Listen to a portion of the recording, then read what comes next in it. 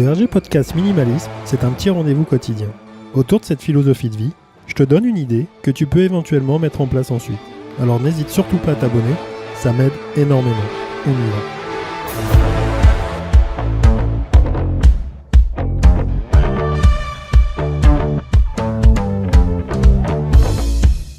Salut, c'est Richard, j'espère que tu vas bien. Aujourd'hui, au lendemain du printemps, on a vraiment eu un printemps, une journée de printemps assez exceptionnelle.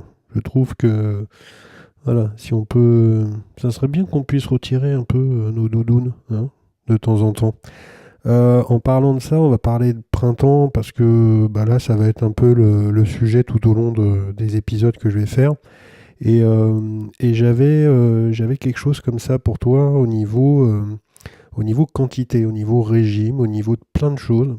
Alors, c'est pas la règle de Pareto, c'est pas le 80-20, mais ça vient d'Okinawa, de l'île où, tu sais, là-bas, il y a énormément de personnes centenaires. Donc, il y a beaucoup d'études là-dessus, hein. Il y a des mouvements, il y a des phénomènes. Les personnes qui utilisent, qui consomment un maximum d'oméga, un régime bien spécifique et autres. Mais dans tout ça, ce que je voudrais retirer j'ai une idée, c'est un point qui est assez important de signaler dans tout cet environnement, c'est la règle des 80. C'est-à-dire que ils ont une perception, en fait, pour faire simple, quand ils mangent, au lieu de prendre le repas en entier, ils s'arrêtent à 80% du plat.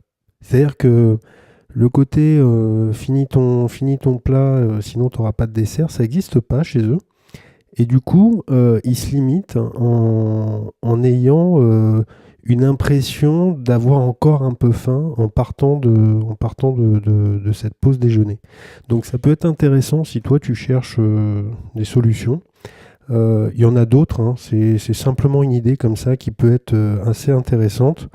Et puis, je sais pas, c'est vrai qu'après ça fait du gâchis, mais disons que moi la solution, c'est si tu as un animal, surtout un dog, surtout un chien, parce que c'est vrai que les chats sont un peu plus délicats, mais plutôt que de lui donner des croquettes qui sont archi mauvaises pour lui, peut-être que tu peux le faire dîner avec toi de temps en temps en accompagnant les 20% restants de petites choses pour qu'il ait un repas assez équilibré, lui aussi.